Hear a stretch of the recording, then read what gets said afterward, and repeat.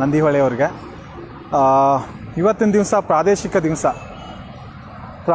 ದಿವಸ ಅಂತಂದರೆ ಏನು ಅಂತಂದರೆ ನನ್ನತನ ನಮ್ಮತನವನ್ನು ನೆನೆಯುವಂಥ ದಿವಸ.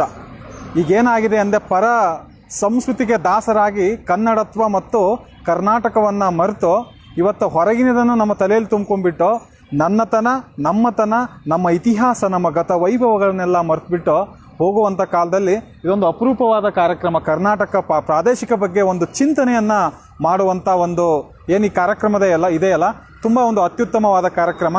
ಹೀಗಾಗಿ ಕನ್ನಡದ ಎಲ್ಲ ಮಕ್ಕಳೆಲ್ಲ ಈ ಹಿಂದಿನ ಕಾಲದಲ್ಲಿ ಈ ಹಿಂದಿನ ತಲ್ಲಣಗಳಲ್ಲಿ ಈ ಕರ್ನಾಟಕಕ್ಕಿರೋಂಥ ಸಮಸ್ಯೆಗಳ ಗೂಡಲ್ಲಿ ನಾವು ನಮ್ಮತನವನ್ನು ನಮ್ಮ ಇತಿಹಾಸವನ್ನು ನಮ್ಮ ಗತ ವೈಭವವನ್ನು ನೆನೆಯುವಂಥ ಒಂದು ಸನ್ನಿವೇಶವನ್ನು ನಾವು ಸೃಷ್ಟಿಸ್ಕೋಬೇಕಾಗಿ ಹೇಳ್ತಾ ಇದ್ದೀನಿ.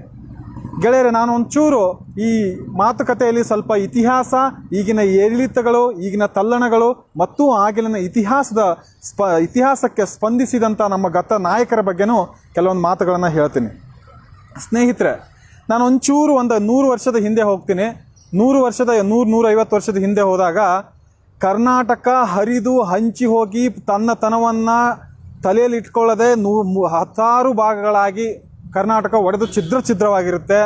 ಮುಂಬೈ ಕರ್ನಾಟಕ, ಹೈದರಾಬಾದ್ ಪ್ರಾಂತ್ಯ, ಮೈಸೂರು ಪ್ರಾಂತ್ಯ, ಸಂಡೂರು ಪ್ರಾಂತ್ಯ, ಜಮಖಂಡಿ ಪ್ರಾಂತ್ಯ, ಮುಧೋಳ ಪ್ರಾಂತ್ಯ, ಸಾಂಗ್ಲಿ, ಮಿರಜ್, ಹಿಂಗೆ 10-20 ಭಾಗಗಳಾಗಿ ಕರ್ನಾಟಕ ಒಡೆದು ಹೋಗಿರುತ್ತೆ. ಆ ಕಾಲದಲ್ಲಿ ಮುಂಬೈ ಪ್ರಾಂತ್ಯದಲ್ಲಿ ಏನಾಗುತ್ತೆ ಅಂತಂದರೆ ಮೊದಲು ಒಂದು ಸ್ವಾಭಿಮಾನದ ಕಹಳೆ ಮೊಳಗುತ್ತೆ. ಅಂದರೆ ಪ್ರಾದೇಶಿಕ ಒಂದು ಕೂಗಿ ಹೇಳುತ್ತೆ. ಆ ಕೂಗಿ ಯಾವ ಥರ ಹೇಳುತ್ತೆ ಅಂತಂದರೆ ಕನ್ನಡಿಗರನ್ನು ಕರ್ನಾಟಕವನ್ನು ಯಾವ ಥರ ಚಿತ್ರಣ ಮಾಡ್ತಾ ಇದ್ರಂದರೆ ಮರಾಠಿಗರು ಅಥವಾ ಮಹಾರಾಷ್ಟ್ರದ ಆಗಿನ ಕೆಲ ಅಧಿಕಾರಿಗಳು ಅಂತಂದರೆ ಕನ್ನಡದವರು ಅಂತಂದರೆ ಕಾನಡಿ ಕೂಲಿಗಳು. ಅಂದರೆ ಅವ್ರಿಗೆ ಏನು ಕರಿತಾ ಇದ್ರು ಅಂದರೆ ಅಲ್ಲಿ ಏನು ಬೆಳಗಾವಿ ಬರ್ಬೋದು, ಧಾರವಾಡ, ಹುಬ್ಳಿ, ಬಿಜಾಪುರ್, ಗದಗ, ಹಾವೇರಿ ಯಾವುದೇ ಒಂದು ಭಾಗದವರಾಗಿರ್ಬೋದು, ಅವರು ಕನ್ನಡ ಕೂಲಿಗಳಂತಲೇ ಕಾನಡಿ ಕೂಲಿಗಳು ಅಂತ ಕರಿತಾ ಇದ್ರು. ಇದನ್ನು ಕೇಳಿದಂಥ ರಹ ದೇಶಪಾಂಡೆ ಅವರು, ನೀವು ಕೇಳಿರ್ತೀರ ರಹ ದೇಶಪಾಂಡೆ ಯಾರು ಅಂತ ಕೇಳ್ತಾರೆ. ಕನ್ನಡದ ಕಟ್ಟಾಳು, ಕನ್ನಡದ ಮೊದಲ ಕೂಗು ಕರ್ನಾಟಕಕ್ಕೆ ಮೊದಲು ಕೂಗು ಹಾಕಿರ್ತಕ್ಕಂಥ ಸ್ವಾಭಿಮಾನಿ ವೀರ ಕನ್ನಡಿಗ ಅವರು. ಇದನ್ನೆಲ್ಲ ಕೇಳ್ಕೊಂಡ್ಬಿಟ್ಟು ಅವ್ರಿಗೆ ತುಂಬ ನೋವು ಉಣ್ತಾರೆ. ಒಂದು ದಿವಸ ರೈಲಲ್ಲಿ ಹೋಗ್ತಿರ್ತಾರೆ, ಇವ್ರ ಸ್ನೇಹಿತ ಒಬ್ರು ಸಿಗ್ತಾರೆ. ಕನ್ನಡ ಮಾತಾಡೋಕ್ಕೆ ಸ್ಟಾರ್ಟ್ ಮಾಡಿದ ತಕ್ಷಣ ಇವ್ರು ಯಾರು ಅಂತ ಒಬ್ಬ ಮರಾಠಿ ಕನ್ನಡ ಕೂಲಿ ಸರಿ ಈಚೆಗೆ ಅಂತಾನೆ. ಅವ್ರಿಗೆ ಒಳಗಿರ್ತಕ್ಕಂಥ ಕನ್ನಡದ ರೋಷ, ಆಕ್ರೋಶಗಳು, ಇತಿಹಾಸದಲ್ಲಿ ಆಗಿರ್ತಕ್ಕಂಥ ಆಕ್ರಮಣಗಳು ಎಲ್ಲವೂ ಸಿಡಿದೇಳುತ್ತೆ. ಕನ್ನಡಿಗರ ಮೇಲೆ ಎಷ್ಟೊಂದು ದೌರ್ಜನ್ಯ ಆಗ್ತಾ ಇದೆ, ಕನ್ನಡಿಗರಿಗೆ ಎಂತಿಂಥ ಇತಿಹಾಸ ಉಳ್ಳವರು, ನಾವು ಏನಕ್ಕೆ ಈ ಥರ ತುಳಿತಕ್ಕೆ ಒಳಗಾಗ್ತಿದ್ದೀವಿ, ನಮ್ಮವ್ರನ್ನ ಎಬ್ಬಿಸಬೇಕು, ಬಡ್ದೆಬ್ಬಿಸಬೇಕು, ಸ್ವಾಭಿಮಾನವನ್ನು ಪ್ರಾದೇಶಿಕತೆಯನ್ನು ಅವರಲ್ಲಿ ತುಂಬಬೇಕು ಅನ್ನೋದನ್ನು ಅವರ ಮನದಲ್ಲಿ ಜಾಗೃತಗೊಳ್ತೈತಿ. ಯಾರಲ್ಲಿ? ರಹ ದೇಶಪಾಂಡೆದಲ್ಲಿ. ಹೀಗಾಗಿ ಅವರು ಮೊಟ್ಟ ಮೊದಲ ಕರ್ನಾಟಕ ಮತ್ತು ಕನ್ನಡಿಗರ ಪರವಾಗಿ ಮುಂಬೈ ಕರ್ನಾಟಕದಲ್ಲಿ ಮರಾಠಿಗರ ವಿರುದ್ಧ ನಿಂತು ಕೂಗು ಹಾಕ್ತಾರೆ. ಕನ್ನಡಿಗರೆಲ್ಲ ಒಗ್ಗೂಡಬೇಕು, ಕರ್ನಾಟಕದ ಗತವೈಭವವನ್ನು ಮತ್ತೆ ಮರು ಸ್ಥಾಪಿಸಬೇಕು ಅನ್ನೋ ಒಂದು ಅವರಲ್ಲಿ ತುಡಿತ ಇತ್ತಲ್ಲ, ಅದನ್ನು ಮುಂದೆ ಆ ತುಡಿತವನ್ನು ಡೆಪ್ಯೂಟಿ ಚನ್ನಬಸಪ್ಪನವರು ಮತ್ತು ಅರಟಾಳ್ ರುದ್ರಗೌಡರು, ಆಮೇಲೆ ಸಿದ್ದಪ್ಪ ಕಂಬಳಿ ಅವರು, ಆಲೂರು ವೆಂಕಟರಾಯರು ಪೂರ್ತಿಗೊಳಿಸ್ತಾರೆ. ತದನಂತರ ಅವರ ಆಕ್ರೋಶ ಆಲೂರು ವೆಂಕಟರಾಯರಿಗೆ ಅದು ಪಾಸ್ ಆಗುತ್ತೆ. ತದನಂತರ ಆಲೂರು ವೆಂಕಟರಾಯರು ಇಡೀ ಕರ್ನಾಟಕವನ್ನು ಸುತ್ತಿ ಹಂಪಿಗೆ ಹೋಗ್ತಾರೆ, ಮೈಸೂರಿಗೆ ಹೋಗ್ತಾರೆ, ಆಮೇಲೆ ಗುಲ್ಬರ್ಗಾದ ಮಳಕೇಡಿಗೆ ಹೋಗ್ತಾರೆ, ಬಾದಾಮಿಗೆ ಬರ್ತಾರೆ, ಐಹೊಳೆ, ಪಟ್ಟದಕಲ್ಲು ಎಲ್ಲ ನಮ್ಮ ಇತಿಹಾಸದ ಗತ ವೈಭವದ ಕ್ಷೇತ್ರಗಳಿಗೆ ಹೋಗಿ ಆ ಕನ್ನಡದ ಇತಿಹಾಸವನ್ನು ತಿಳ್ಕೊಂಡ್ಬಿಟ್ಟು ಇಂಥ ಒಂದು ಅಭೂತಪೂರ್ವ ಇತಿಹಾಸ, ಇಂಥ ಒಂದು ಅಭೂತಪೂರ್ವ ವೈಭವಯುತವಾಗಿ ಜೀವಿಸತಕ್ಕಂಥ ಕನ್ನಡಿಗರ ಒಂದು ಗತ ವೈಭವವನ್ನು ಮತ್ತೆ ಕನ್ನಡಿಗರಿಗೆ ತಿಳಿಸ್ಬೇಕು, ಮತ್ತೆ ತಾಯಿ ರಾಜಲಕ್ಷ್ಮಿಯನ್ನು, ಕನ್ನಡ ರಾಜಲಕ್ಷ್ಮಿಯನ್ನು ಮತ್ತೆ ಇಡೀ ಪ್ರಪಂಚದಾದ್ಯಂತ ನಾವು ಕನ್ನಡಿಗರು ಇದ್ದೀವಿ ಅಂದು ಒಂದು ಕಹಳೆಯನ್ನು ಮೊಳಗಿಸಬೇಕು ಅಂಥೇಳಿ ಆಲೂರು ವೆಂಕಟರಾಯರು ಸಜ್ಜಾಗಿ, ಆ ಸಜ್ಜಿಗೆ ಪ್ರತಿಬಿಂಬವಾಗಿ ಅವರು ಕರ್ನಾಟಕ ಗತವೈಭವ ಅಂತ ಒಂದು ಬುಕ್ ಬರೀತಾರೆ. ಅದರಲ್ಲಿ ಕದಂಬ, ಚಾಲುಕ್ಯ, ಹೊಯ್ಸಳ, ರಾಷ್ಟ್ರಕೂಟ, ಕಲ್ಯಾಣ ಚಾಲುಕ್ಯರು, ವಿಜಯನಗರ ಅರಸರು, ಅಲ್ಲಿ ಆಗಿ ಹೋಗಿರ್ತಕ್ಕಂಥ ವೀರ ಪರಂಪರೆಯನ್ನು ಕನ್ನಡಿಗರಿಗೆ ತಿಳಿಸುವಂಥ ಪ್ರಯತ್ನವನ್ನು ಮೊದಲಿಗೆ ಮಾಡಿದ್ದಾರಪ್ಪ ಅಂತಂದರೆ ಯಾರು ಅಂದರೆ ಆಲೂರು ವೆಂಕಟರಾಯರು. ಅದಕ್ಕೆ ನಾವು ಅವರನ್ನು ಕನ್ನಡದ ಕುಲಪುರೋಹಿತರು ಅಂತ ಕರಿತೀವಿ. ತದನಂತರ ಈ ಕಿಚ್ಚು ಹಾಗೆ ಡೆಪ್ಯೂಟಿ ಚನ್ನಬಸಪ್ಪನವರಿಗೆ ಪಾಸ್ ಆಗುತ್ತೆ. ಡೆಪ್ಯೂಟಿ ಚನ್ನಬಸಪ್ಪನವರು ಆಗಿನ ಕಾಲದಲ್ಲಿ ಮುಂಬೈ ಕರ್ನಾಟಕದಲ್ಲಿ ಕನ್ನಡ ಮಾತಾಡಿದರೆ ಕಮಿಷನರು ಫೈನ್ ಹಾಕುವಂಥ ಕಾಲದಲ್ಲಿ ಇವರು ಕಲೆಕ್ಟರ್ ಆಗಿರ್ತಾರೆ, ಇವರು ಹಾಕ್ತಾರೆ. ಯಾರಾದರೂ ಮರಾಠಿ ಮಾತಾಡಿದ್ರೆ ಅವ್ರಿಗೆ ಫೈನ್ ಬೀಳಿ ಅನ್ನುವಂಥ ಒಂದು ದಿಟ್ಟ ನಿರ್ಣಯವನ್ನು ಅಂದಿನ ಕಾಲದಲ್ಲಿ ಅಷ್ಟು ಮರಾಠಿಗರ ಮಧ್ಯೆ ನಿಂತು ಒಂದು ಗುಟೂರು ಹಾಕಿರ್ತಕ್ಕಂಥ ಒಂದು ಶಕ್ತಿ ಇದೆಯಲ್ಲ, ಅದು ಕನ್ನಡಿಗರ ಸ್ವಾಭಿಮಾನ. ಆ ಸ್ವಾಭಿಮಾನ ಸುಮಾರು 400 ವರ್ಷಗಳಿಂದ ಸೂಕ್ತವಾಗಿ ಮಲಗಿರುತ್ತೆ. ಯಾವ ಥರ ಮಲಗಿರುತ್ತೆ ಅಂತ ಇದನ್ನು ಸ್ವಲ್ಪ ಇನ್ನೊಂದು 600 ವರ್ಷಗಳ ಹಿಂದೆ, 400ರಿಂದ 500 ವರ್ಷಗಳ ಹಿಂದೆ ಹೋಗ್ತೀನಿ. ಸ್ನೇಹಿತರೆ, ನಿಮಗೆ ಹೊಯ್ಸಳರು ಮತ್ತು ಸೇವಣರು ಗೊತ್ತಿರಬೇಕು.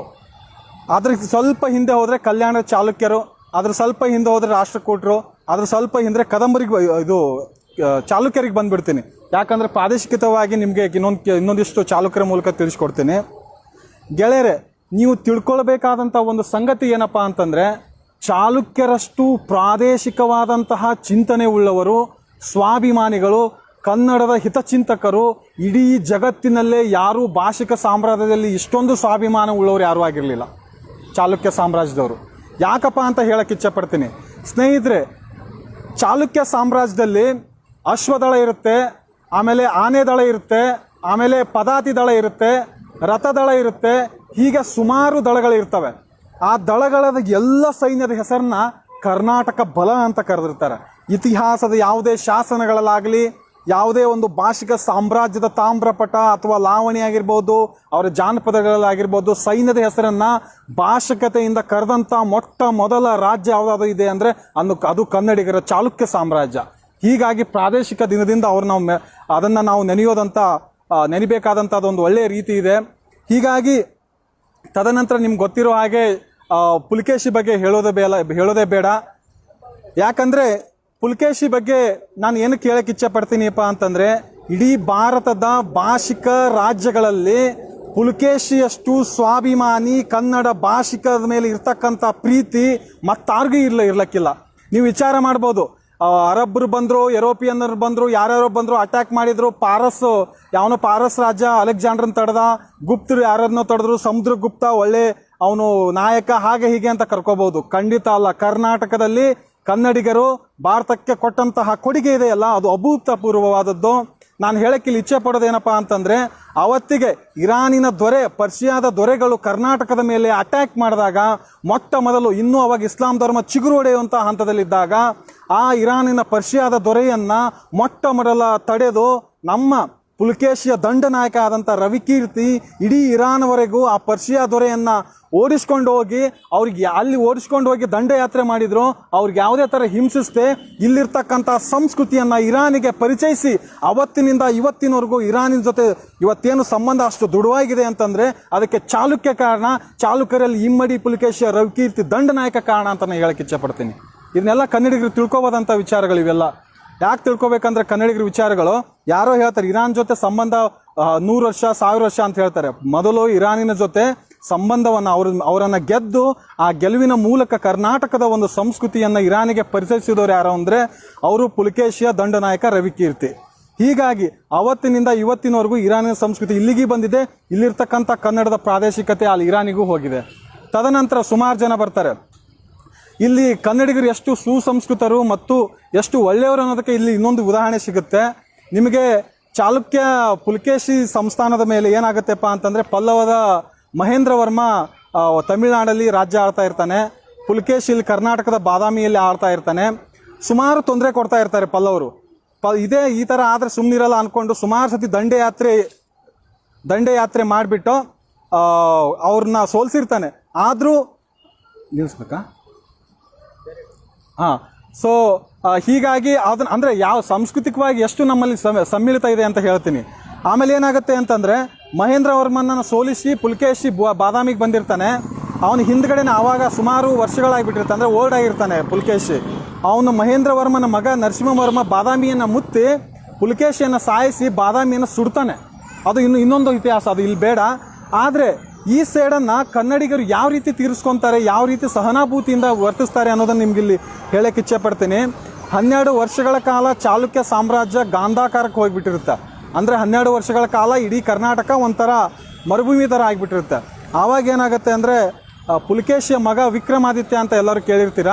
ವಿಕ್ರಮಾದಿತ್ಯ ಮತ್ತೆ ಎಲ್ಲ ಕನ್ನಡಿಗರನ್ನು ಸಂಘಟಿಸಿ, ಬುಡಕಟ್ಟು ಜನರನ್ನು ಸೇರಿಸಿ ಮತ್ತೆ ಒಂದು ಸೈನ್ಯವನ್ನು ಕಟ್ಟಿ, ಅವನು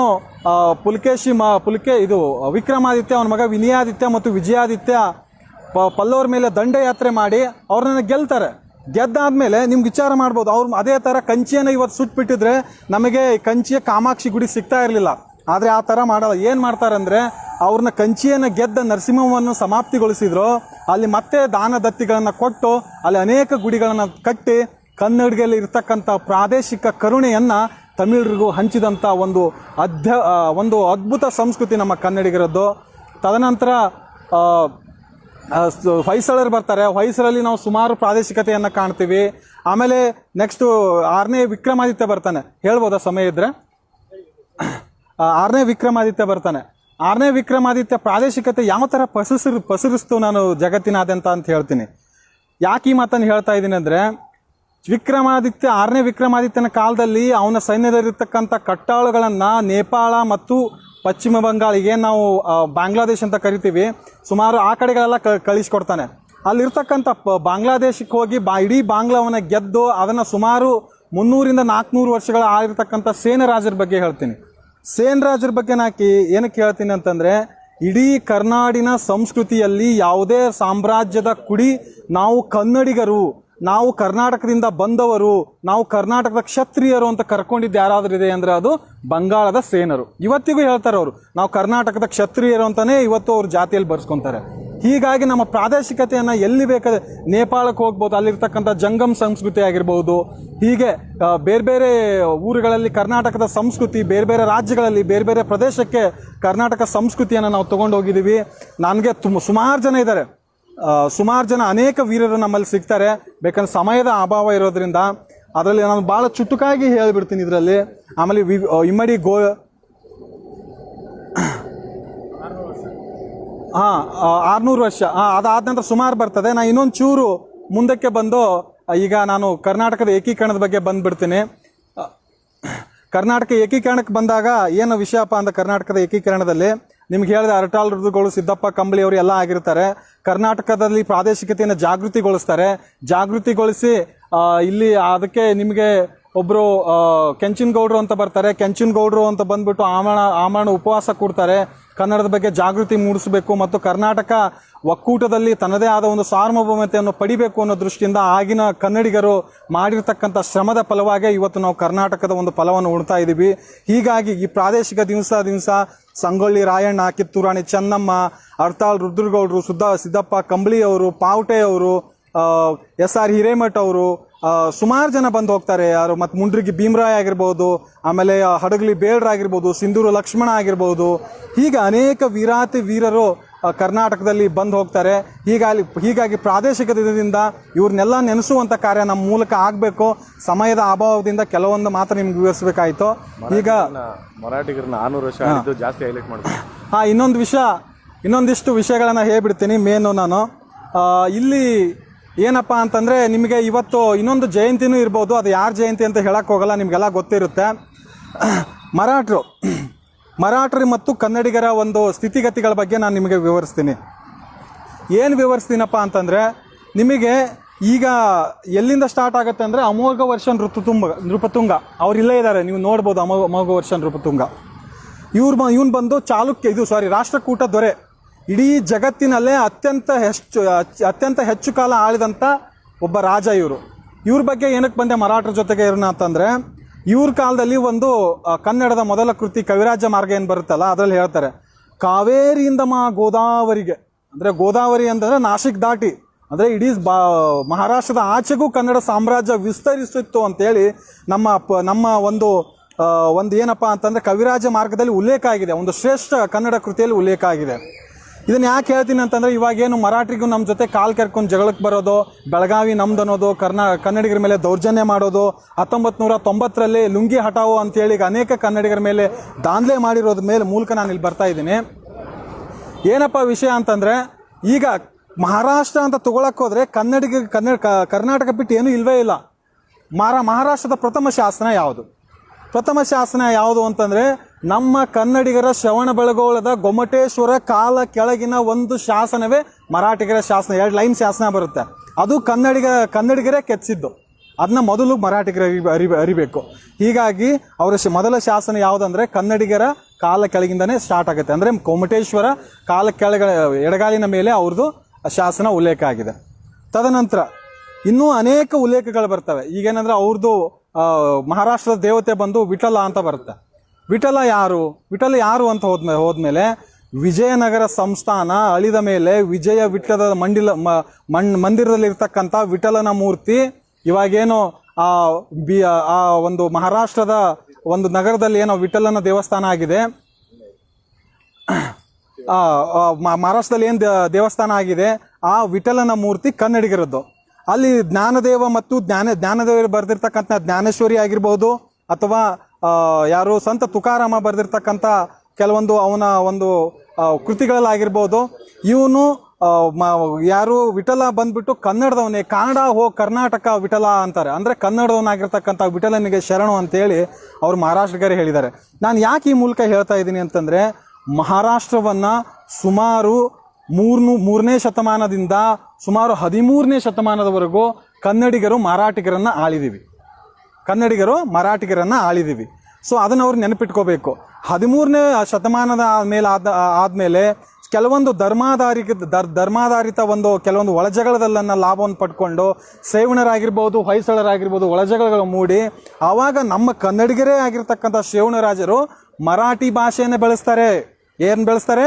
ಮರಾಠಿ ಭಾಷೆಯನ್ನು ಬೆಳೆಸಿರ್ತವ್ರು ಯಾರಾದರೂ ಇದ್ದರೆ ಕನ್ನಡದ ಶೇವಣರಾಜರು. ನೀವು ಯಾವುದೇ ತಗೊಳ್ಳಿ, ತುಳಜಾ ಭವಾನಿ ದೇವಸ್ಥಾನದಲ್ಲಿರ್ತಕ್ಕಂಥ ಕನ್ನಡ ಶಾಸನ ತಗೊಳ್ಳಿ, ಕೊಲ್ಹಾಪುರ ಮಹಾಲಕ್ಷ್ಮಿಯಲ್ಲಿ ಸಿಕ್ಕಿರ್ತಕ್ಕಂಥ ಕನ್ನಡ ಶಾಸನ ತಗೊಳ್ಳಿ, ಅಥವಾ ವಿಠಲನ ಬಗ್ಗೆ ತಗೊಳ್ಳಿ, ಅಥವಾ ಎಲ್ಲೋರದಲ್ಲಿರ್ತಕ್ಕಂಥ ಕೈಲಾಸನಾಥ ದೇವಾಲಯದಲ್ಲಿ ಇರ್ತಕ್ಕಂಥ 3ನೇ ಗೋವಿಂದನ ಶಾಸನ ತಗೊಳ್ಳಿ. ಎಲ್ಲೇ ಹೋದರೂ ಇಡೀ ಮಹಾರಾಷ್ಟ್ರದಲ್ಲಿ ಹೇಳಿದ್ದಾರೆ, ಅವ್ರದ್ದೇ ಅನ್ವೇಕರರು ಹೇಳಿದ್ದಾರೆ, ಮಹಾರಾಷ್ಟ್ರದಲ್ಲಿ 1000 ಶಾಸನಗಳು ಸಿಕ್ಕರೆ ಅದರಲ್ಲಿ 700 ಚಿಲ್ಲರೆ ಕನ್ನಡ ಶಾಸನಗಳಿದ್ದಾವೆ. 700 ಚಿಲ್ಲರೆ ಕನ್ನಡ ಶಾಸನಗಳಿದ್ದು ಇರುವಂಥ ಕುರುವು ಏನಪ್ಪ ಅಂದರೆ ಇಡೀ ಮಹಾರಾಷ್ಟ್ರ ಕನ್ನಡಿಗರದ್ದು. ಆದರೂ ನೀವು ಕಾಲು ಕೆರ್ಕೊಂಡು ಬೆಳಗಾವಿ ನಮ್ಮದು ಅಂತ ಬರ್ತಾ ಇದ್ದೀರಿ ಅಂತಂದರೆ ಬಹಳ ತಪ್ಪು. ಯಾಕಂದರೆ ಇಲ್ಲಿ ಇರ್ತಕ್ಕಂಥ ಮಹಾರಾಷ್ಟ್ರದಲ್ಲಿ ಅರ್ಧ ಭಾಗಕ್ಕಿಂತ ಹೆಚ್ಚು ಮರಾಠಿಗರು ಕನ್ನಡದವರೇ ಆಗಿದ್ದರು ಅಂತ ಅನೇಕ ಉಲ್ಲೇಖಗಳು ಸಾರಿ ಹೇಳ್ತವೆ. ಅನೇಕ ಉಲ್ಲೇಖಗಳು ಬೇಡ, ನಾನು ನಿಮಗೆ ಆ ಒಂದು ಇದು ಮಹಾರಾಷ್ಟ್ರದ ಒಂದು ಮುಂಬೈ ವಿಶ್ವವಿದ್ಯಾಲಯದಲ್ಲಿ ಬರ್ತಿರ್ತಕ್ಕಂಥ ಒಂದು ಮಹಾರಾಷ್ಟ್ರದಲ್ಲಿ ಸಿಕ್ಕಂಥ ಶಾಸನಗಳ ಮೂಲಕ ಮರಾಠಿಗರೇ ಬರೆದಿರ್ತಕ್ಕಂಥ ಒಂದು ಬುಕ್ನೇ ಅದನ್ನು ಹೇಳ್ತದೆ. ಈ ಬುಕ್ಕಲ್ಲಿ ತುಂಬ ಕ್ಲಿಯರಾಗಿ ಮೆನ್ಷನ್ ಮಾಡಿದ್ದಾರೆ. ವಿಠಲನ ಬಗ್ಗೆ ಆಗಿರಬಹುದು, ಅಥವಾ ಕೊಲ್ಹಾಪುರದ ಮಹಾಲಕ್ಷ್ಮಿ ಬಗ್ಗೆ ಆಗಿರಬಹುದು, ಅಥವಾ ಮುಂಬೈ ಯಾವ ಥರ ಕನ್ನಡಿಗರ ಪ್ರದೇಶ ಆಗಿತ್ತು, ಪುಣೆ ಯಾವ ಥರ ಕನ್ನಡಿಗರ ಪ್ರದೇಶ ಆಗಿತ್ತು ಅಂತೆಲ್ಲ ಹೇಳ್ತಾರೆ. ಔರಂಗಾಬಾದ್ ಬಂದು ದೇವಗಿರಿ ಅಂತ ಆಗಿತ್ತು. ದೇವಗಿರಿಯನ್ನು ಸೇವಣರಾಜರು ಆಳ್ತಾ ಇದ್ರು. ಆ ದೇವಗಿರಿಯ ಸೇವಣರಾಜ ಇವತ್ತು ಅದನ್ನು ಔರಂಗಾಬಾದ್ ಆಗಿದೆ. ಸುಮಾರು 4 ಶತಮಾನಗಳ ಕಾಲ ಸೇವಣರು ಅಂದರೆ ಕನ್ನಡಿಗರು ಔರಂಗಾಬಾದನ್ನು ಕನ್ನಡಿಗರ ಪ್ರದೇಶವನ್ನಾಗಿ ಇಡೀ ಮಹಾರಾಷ್ಟ್ರವನ್ನು ಆಳ್ತಾ ಇದ್ರು. ಇದೆಲ್ಲ ಇರಲಿ ಒಂದು ಕಡೆ ಇರಲಿ. ಇವತ್ತಿನ ಜಯಂತಿ ಬಗ್ಗೆ ಬರೋಣ, ಶಿವಾಜಿ ಜಯಂತಿ ಬಗ್ಗೆ ಬರೋಣ. ಶಿವಾಜಿ ಒಬ್ಬ ಅತ್ಯುತ್ತಮ ನಾಯಕ ಅಂತ ಕನ್ನಡಿಗರು ಒಪ್ಕೊತಾರೆ, ಅದರಲ್ಲಿ ಸಂದೇಹವಿಲ್ಲ. ಅವನು ಯಾವ ಥರ ತನ್ನ ಪ್ರಾದೇಶಿಕತೆಗೆ ಮರಾಠಿ ಜನಗಳಿಗೆ ಅವನೊಬ್ಬ ಅದ್ಭುತ ನಾಯಕ, ಅದ್ಭುತ ರಾಜ, ಒಬ್ಬ ಸಾಮಾನ್ಯ ಆಗಿರ್ತಕ್ಕಂಥ ಒಬ್ಬ ಮನುಷ್ಯ. ಅವತ್ತೊಂದು ಮರಾಠ ಸಾಮ್ರಾಜ್ಯವನ್ನು ಕಟ್ಟಿ ತನ್ನ ಮರಾಠಿಗೋಸ್ಕರ ದುಡಿದಿರ್ತಕ್ಕಂಥ ಕೀರ್ತಿ ಇದೆಲ್ಲ ಭಾಳ ದೊಡ್ಡದು. ಆದರೆ ಕನ್ನಡ ವಿಷಯಕ್ಕೆ ಬಂದಾಗ ಕನ್ನಡಿಗರು ಶಿವಾಜಿಯನ್ನು ಒಪ್ಕೊಳ್ಳಲ್ಲ. ಕನ್ನಡದ ವಿಷಯಕ್ಕೆ ಬಂದಾಗ ಭಾರತ ಅಂತ ನಾನು ಹೋಗೋದೇ ಇಲ್ಲ, ಇಲ್ಲಿ ಕರ್ನಾಟಕ ಮತ್ತು ಕನ್ನಡಿಗ ಕೇಂದ್ರೀಕೃತ ಮತ್ತು ಪ್ರಾದೇಶಿಕವಾಗಿ ಹೇಳ್ತಾ ಇದ್ದೀನಿ. ಕನ್ನಡ ಅಂತ ಬಂದಾಗ ಯಾಕೆ ಶಿವಾಜಿನ ಒಪ್ಕೊಳ್ಳಲ್ಲ ಅಂತಂದರೆ, ಶಿವಾಜಿ ಮತ್ತು ಶಿವಾಜಿ ಸಾಮ್ರಾಜ್ಯದ ಹೆಸರಿನಲ್ಲಿ ಕನ್ನಡಿಗರ ಮೇಲೆ ಮಾಡಿರ್ತಕ್ಕಂಥ ದಾಳಿಗಳು ಎಷ್ಟಿದ್ದಾವೆ ಅಂತಂದರೆ ಹೇಳಕ್ಕೆ ಅದಕ್ಕೆ ಇದನ್ನೇ ಇಲ್ಲ, ಎಷ್ಟು ಸಂಖ್ಯೆನೇ ಮಾಡೋಕ್ಕಾಗಲ್ಲ. ನಿಮ್ಗೊಂದು ಘಟನೆ ವಿವರಿಸ್ತೀನಿ. ಈ ಘಟನೆ ಬಂದುಬಿಟ್ಟು ಯಾವ ಬುಕ್ಕಲ್ಲಿ ಉಲ್ಲೇಖ ಆಗಿದೆ ಅಂತಂದರೆ, ಬೆಳಗಾವಿಯಲ್ಲಿ ವಿಶ್ವ ಸಾಹಿತ್ಯ ಸಮ್ಮೇಳನದಲ್ಲಿ ಪ್ರಕಟೀಕೃತಗೊಂಡಿರ್ತಕ್ಕಂಥ ಬೆಳಗಾವಿ ಕನ್ನಡಿಗೆ ಎಂಬ ಬುಕ್ದಲ್ಲಿ ಇದು ಪ್ರಕಟಿತ ಆಗಿದೆ. ನಾನೇನು ಹೇಳ್ತಾ ಇಲ್ಲ, ನಾನೇ ಹುಟ್ಟಿಸ್ಕೊಂಡು.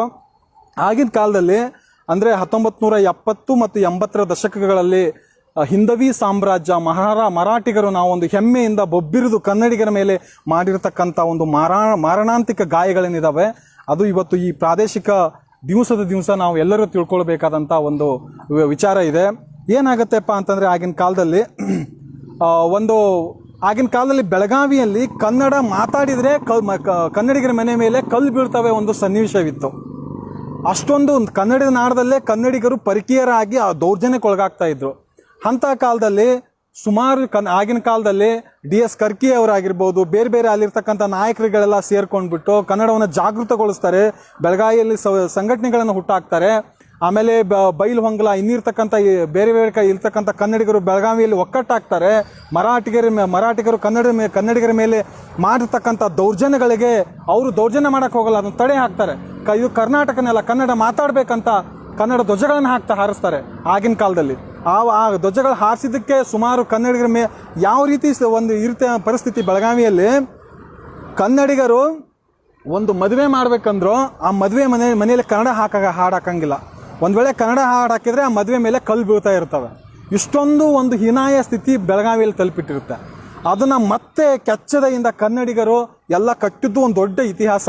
ಅದು ನಾನು ಏನು ಇಲ್ಲಿ ಹೇಳಕ್ಕೆ ಹೊರಟಿದ್ದೀನಿ ಅಂದರೆ, ಆ 80-70ರ ದಶಕದಲ್ಲಿ ಆ ಪ್ರತಿಗಾಮಿ ಕನ್ನಡಿಗರ ಮೇಲೆ ಆಗ್ತಕ್ಕಂಥ ದಾಳಿಗಳನ್ನು ಕನ್ನಡಿಗರು ಪ್ರತಿರೋಧಿಸಿದ ಫಲವಾಗಿ ಮಹಾರಾಷ್ಟ್ರದಲ್ಲಿ ಇರ್ತಕ್ಕಂಥ ಕನ್ನಡಿಗರ ಮೇಲೆ ದಾಳಿ ಆಗುತ್ತೆ.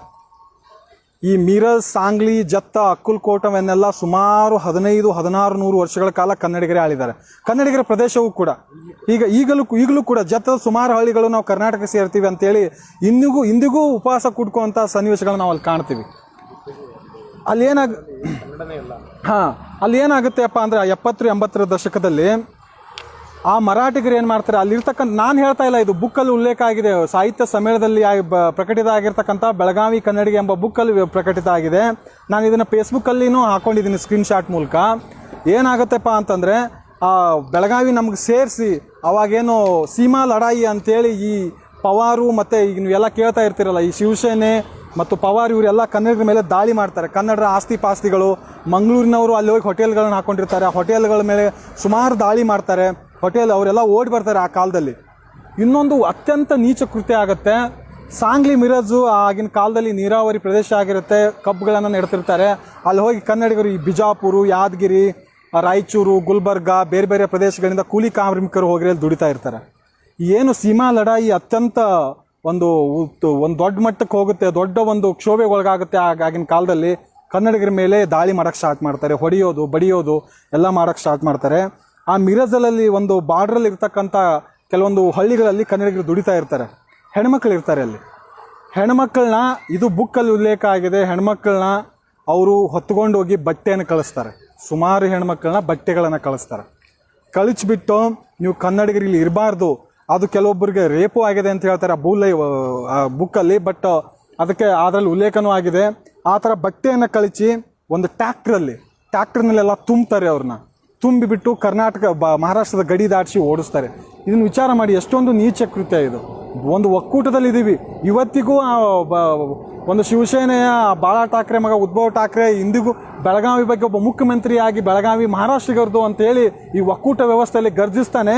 ಅದೇ 70 ಮತ್ತು 80 ದಶಕದಲ್ಲಿ ಕನ್ನಡಿಗರ ಮೇಲಾಗಿರ್ತಕ್ಕಂಥ ದೌರ್ಜನ್ಯ, ಆ ಒಂದು ಟ್ಯಾಕ್ಟರ್ನಲ್ಲಿ ಬೆತ್ತಲೆ ಆದಂಥ ಕನ್ನಡಿಗರ ಹೆಣ್ಮಕ್ಳು ಆ ಮಹಾರಾಷ್ಟ್ರ ಬಾರ್ಡರ್ ದಾಟಿ ಒಳಗಡೆ ಬಂದಾಗ ಗೋಕಾಕ್ನ ಒಬ್ಬ ಅರಿಬೆ ವ್ಯಾಪಾರಿ ಅವ್ರಿಗೆ ಬಟ್ಟೆಯನ್ನು ಕೊಟ್ಬಿಟ್ಟು ಅವ್ರ ಮಾನ ಮುಚ್ತಾನೆ. ಇದನ್ನೆಲ್ಲ ತಿಳ್ಕೊಬೇಕು. ಯಾಕೆ ಹೇಳ್ತಾ ಇದ್ದೀನಿ ಅಂದರೆ, ಕನ್ನಡಿಗರ ಮೇಲೆ ಆಗಿರ್ತಕ್ಕಂಥ ದೌರ್ಜನ್ಯಗಳು 1-2 ಅಲ್ಲ.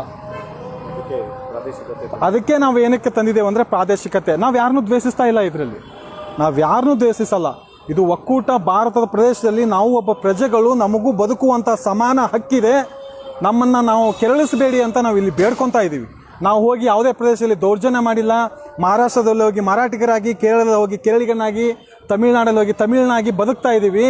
ಆದರೆ ಯಾಕೆ ಇವತ್ತು ಕರ್ನಾಟಕದಲ್ಲೇ ಬಂದು ಕನ್ನಡಿಗರ ಮೇಲೆ ದಾಂಧಲೆ ಮಾಡಿ ಕನ್ನಡಿಗರನ್ನು ತುಳಿಯುವಂಥ ಪ್ರಯತ್ನ ಏನು ಮಾಡ್ತಾ ಇದ್ದೀರಲ್ಲ, ಅದರ ವಿರುದ್ಧವಾಗಿ ನಮ್ಮ ಹೋರಾಟ, ಅದರ ವಿರುದ್ಧವಾಗಿ ನಮ್ಮ ಪ್ರಾದೇಶಿಕ ಜಾಗೃತಿ, ಅದರ ವಿರುದ್ಧವಾಗಿ ನಮ್ಮ ಇತಿಹಾಸ ನಾಯಕರ ಪುನರ್ಘಟಿಸುವಂಥ ಒಂದು ಕಾರ್ಯ ನಮ್ಮ ಮೂಲಕ ಆಗಬೇಕಾಗಿದೆ. ಯಾಕಂದರೆ ಅಷ್ಟೊಂದು ದೌರ್ಜನ್ಯಕ್ಕೆ ಇವತ್ತು ಕನ್ನಡಿಗರು ತುಳಿತಕ್ಕೊಳಗಾಗ್ತಾ ಇದ್ದೇವೆ. ಒಂದು ಉದ್ಯೋಗ ಆಗಿರ್ಬೋದು, ಒಂದು ರಾಜಕೀಯವಾಗಿ ಆಗಿರ್ಬೋದು, ಒಂದು ಕೇಂದ್ರದಿಂದ ಬರ್ತಕ್ಕಂಥ ಅನುದಾನವಾಗಿರ್ಬೋದು, ಅಥವಾ ಕೇಂದ್ರದಲ್ಲಿರ್ತಕ್ಕಂಥ ಜಾಬ್ಗಳಾಗಿರ್ಬೋದು, ನಮ್ಮ ಮೇಲೆ ಆಗ್ತಕ್ಕಿರ್ತಕ್ಕಂಥ ಹಿಂದಿ ಹೇರಿಕೆ ಆಗಿರ್ಬೋದು, ಹೀಗೆ ಹಲವು 10 ಸಮಸ್ಯೆಗಳು ಇವತ್ತು ಕನ್ನಡಿಗರನ್ನು ತುಳಿತಾ ಇದೆ. ನಿಮ್ಮ ಈ ಕನ್ನಡಿಗರನ್ನು ಏನಾದರೂ ನೀವು ಗುಲಾಮರನ್ನಾಗಿ ಮಾಡ್ಕೊಳ್ಳುವಂಥ ನಿಮ್ಮ ಸಂಚಿ ಏನಾದರೂ ಇದೆ ಅಂದರೆ ದೂರ ತಳ್ಳಿಬಿಡಿ ಅದನ್ನು. ಯಾಕಂದರೆ ಯಾವತ್ತು ಕಂಚಿಯ ಪಲ್ಲವರು ಕರ್ನಾಟಕವನ್ನು ತುಳಿಲಿಕ್ಕೆ ನೋಡಿದ್ರು ಅವತ್ತು ಒಬ್ಬ ಮಯೂರ ವರ್ಮ ಹುಡ್ದ. ಯಾವತ್ತು ಒಬ್ಬ ಬೇರೆ ಉತ್ತರದಿಂದ ಲಾಟ ಮಾಡುವ ಗುರ್ಜರು ಕರ್ನಾಟಕ ಮೇಲೆ ದಾಳಿ ಮಾಡ್ತಿರುವಾಗ ಒಂದು ಚಾಲುಕ್ಯ ಸಾಮ್ರಾಜ್ಯ ಹುಟ್ಕೊಂತು. ತದನಂತರ ರಾಷ್ಟ್ರಕೂಟ ಸಾಮ್ರಾಜ್ಯ ಹುಟ್ಕೊಂತು. ಚೋಳರ ಒಂದು ದೌರ್ಜನ್ಯ ತಡೆಯಲಿಕ್ಕೆ ಹೊಯ್ಸಳ ಸಾಮ್ರಾಜ್ಯ ಉದಯವಾಯಿತು. ಮುಸ್ಲಿಮರ ದಾಳಿಯನ್ನು ತಡೆಯಲಿಕ್ಕೆ ಒಬ್ಬ ಗಂಡುಗಲಿ ಕುಮಾರ ಬಂದ, ದೊಡ್ಡ ಒಂದು ವಿಜಯನಗರ ಸಾಮ್ರಾಜ್ಯ ಹುಟ್ಕೊಂತು. ಹಾಗೆ ಇತಿಹಾಸದುದ್ದಕ್ಕೂ ಕನ್ನಡಿಗರ ಮೇಲೆ ಆಗ್ತಕ್ಕಂಥ ದೌರ್ಜನ್ಯ ನಮಗೂ ಬದುಕುವಂಥ ಒಂದು ಸಮಾನ ಹಕ್ಕಿದೆ ಅನ್ನೋದನ್ನು ತೋರಿಸಬೇಕು ಅನ್ನೋದು ನಾವೆಲ್ಲ ಕನ್ನಡಿಗರು ಒಗ್ಗಟ್ಟಾಗಿ ತೋರಿಸಬೇಕಾಗಿದೆ ಇವತ್ತು. ಈ ಮೂಲಕ ಏನಕ್ಕೆ ನಾವು ಪ್ರಾದೇಶಿಕತೆಯನ್ನು ಹಿಡ್ಕೊಂಡಿದ್ದೀವಿ ಅಂತಂದರೆ, ಕನ್ನಡಿಗರಿಗೂ ಈ ನೆಲದಲ್ಲಿ ಬದುಕುವಂಥ ಸಮಾನ ಹಕ್ಕಿದೆ. ಕರ್ನಾಟಕದಲ್ಲಿ ಕನ್ನಡಿಗರನ್ನೇ ಸಾರ್ವಭೌಮ. ಬೇರೆ ರಾಜ್ಯದಿಂದ ಯಾರೇ ಬರಲಿ ಕರ್ನಾಟಕಕ್ಕೆ ಕನ್ನಡಿಗರಾಗೆ ಬದುಕಿ ಇಲ್ಲಿ ನಾವು ನಿಮಗೆ ಆ ಥರ ಕನ್ನಡಿಗರಾಗೆ ಬದುಕ್ತೀನಂದರೆ ನಿಮಗೂ ಸಮಾನವಾದ ನಾವು ಸ್ಥಾನಮಾನ ಕೊಡ್ತೀವಿ. ನಾವು ಬೇರೆಯವ್ರ ಥರ ಬೇರೆಯವ್ರ ಮೇಲೆ ದೌರ್ಜನ್ಯ ಮಾಡುವಂಥ ಮನಸ್ಥಿತಿಯವರಲ್ಲ. ಹೀಗಾಗಿ ಕನ್ನಡ ಮತ್ತು ಕರ್ನಾಟಕವನ್ನು ಕೀಳಾಗಿ ಕಾಣುವ ಭಾವನೆ ಇಂದಿನಿಂದನೇ ಬಿಡಿ. ಯಾಕಂದರೆ ಪ್ರಾದೇಶಿಕತೆ ಜಾಗೃತ ಆಗ್ತಾ ಇದೆ ಅಂತಂದರೆ ಮತ್ತೊಂದು ಕದಂಬ ಚಾಲುಕ್ಯ ಸಾಮ್ರಾಜ್ಯ ಉದಯಕ್ಕೆ ಬುನಾದಿಯನ್ನು ಹಾಕ್ತಾ ಇದ್ದಾರೆ ಅಂತ ವಿಚಾರ ಮಾಡಬೇಕಾಗತ್ತೆ ಇವತ್ತಿನ ದಿವಸ ವಿರೋಧಿಗಳು. ಹೀಗಾಗಿ ಇವತ್ತು ನಮ್ಮ ಹಲ್ಮಡಿ ಕೂಟದ ಜ್ಞಾನ ಆಗಿರ್ಬೋದು, ಪವನ್ ಕನ್ನಡಿಗ ಆಗಿರ್ಬೋದು, ಮತ್ತು ನಂದಿ ಹೂವಿನೊಳೆ ಮತ್ತು ವಿಜಯೇಂದ್ರ ಅವರಾಗಿರ್ಬೋದು, ನಮ್ಮ ಗೆಳೆಯ ಅವರು ಎಲ್ಲರೂ ಸೇರ್ಕೊಂಡು ಇದೇನು ಒಂದು ಅಭೂತಪೂರ್ವ ಒಂದು ಕಾರ್ಯಕ್ರಮ ಇದೆಯಲ್ಲ, ಈ ಕಾರ್ಯಕ್ರಮ ತುಂಬ ಒಂದು ಇನ್ನೂ ಈ ಮೂಲಕ ಇದನ್ನು ನಾವು ಇಲ್ಲಿಗೆ ಬಿಡಬಾರ್ದು, ಇದನ್ನು ಮುಂದಕ್ಕೂ ತೊಗೊಂಡು ಹೋಗಬೇಕು. ನಮ್ಮ ಏನು ಈ ಒಂದು ಪಾರ್ಕಲ್ಲಿ ರಣಧೀರ ಕಂಠೀರವ ಪಾರ್ಕಲ್ಲಿ ಏನು ಇಲ್ಲಿ ಕರ್ನಾಟಕದ ಸಾಮ್ರಾಜ್ಯದ ಹೆಗ್ಗುರುತುಗಳೇನಿದ್ದಾವೆ, ಈ ಹೆಗ್ಗುರುತ ಮೂಲಕ ಈ ಕಾರ್ಯಕ್ರಮ ಹಾಗೆ ಮುಂದೆ ಹೋಗಬೇಕು. ಕರ್ನಾಟಕದಾದ್ಯಂತ ಯಾರ್ಯಾರು ಈ ವಿಡಿಯೋಗಳು ನೋಡ್ತಾ ಇದ್ದೀರೋ ಅವರೆಲ್ಲರೂ ಕೂಡ ಈ ಪ್ರಾದೇಶಿಕತೆಯನ್ನು ನಿಮ್ಮೂರಲ್ಲಿ ಯಾರು ವೀರರ ಆಳೆ ಹೋಗಿದ್ದಾರೋ, ಯಾರು ಒಬ್ಬರು ಕನ್ನಡದ ಪ್ರಮುಖರ ಆಳೆ ಹೋಗಿದ್ದಾರೋ ಅವರ ದಿನಾಚರಣೆಗಳನ್ನ ಆಚರಿಸಿ, ಅವರ ಜಯಂತಿಗಳನ್ನು ಮಾಡಿ ನಮ್ಮ ಕನ್ನಡಿಗರ ಹಿಂದಿನ ಇತಿಹಾಸವನ್ನು ಮುಂದಿನ ಸಮಾಜಕ್ಕೆ ತಿಳಿಸುವಂಥ ಒಂದು ಕಾರ್ಯ ಹೀಗೆ ಸದಾ ರೀತಿಯಾಗಿ ಮುಂದುವರಿಲಿ ಅಂತ ಹೇಳಿ ಮೂಲಕ ಕೇಳ್ಕೊಂಡು ನನಗೆ ಮಾತಾಡೋಕ್ಕೆ ಅವಕಾಶ ಕೊಟ್ಟಂಥ ನಿಮ್ಮೆಲ್ಲರಿಗೂ ನಮಸ್ಕಾರ ಮಾಡ್ತಾ ನನ್ನ ಮಾತನ್ನು ಮುಗಿಸ್ತೀವಿ. ಧನ್ಯವಾದಗಳು.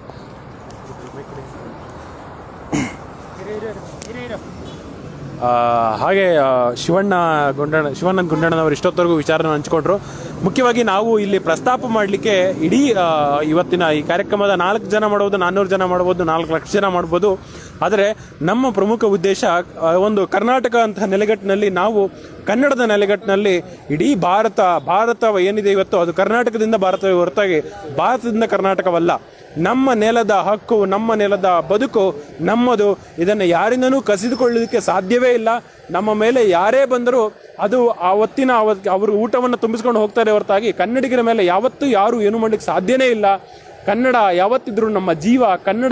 ಕನ್ನಡಿಗರಿಗೆ ಸಿಗಬೇಕಂದ ಎಲ್ಲವೂ ಕನ್ನಡಿಗರಿಗೆ ಸಿಗಬೇಕು ಅನ್ನೋದು ನಮ್ಮ ನಿಲುವು. ಈ ನಿಟ್ಟಿನಲ್ಲಿ ಅದು ಕರ್ನಾಟಕ ಪ್ರಾದೇಶಿಕ ದಿನಾಚರಣೆಯನ್ನು ಆಚರಣೆ ಮಾಡಿದ್ದೇವೆ. ಇದು ರಣಧೀರ ಕಂಠೀರವ ಉದ್ಯಾನವನ ಬಹಳ ಅದ್ಭುತವಾಗಿದೆ. ಇಲ್ಲಿ ಒಮ್ಮೆ ಬಂದು ನೋಡಿ ಕನ್ನಡದ ವಿಚಾರವಾಗಿ ತಿಳ್ಕೊಳ್ಳಿಕ್ಕೆ ಇದು ಒಳ್ಳೆ ಜಾಗ ಅಂತ ಹೇಳಿಕೆ ಬಯಸುವೆ. ನಮಸ್ಕಾರ, ಧನ್ಯವಾದಗಳು. 1 ನಿಮಿಷ. ಸ್ನೇಹಿತರೆ ನಮಸ್ಕಾರ.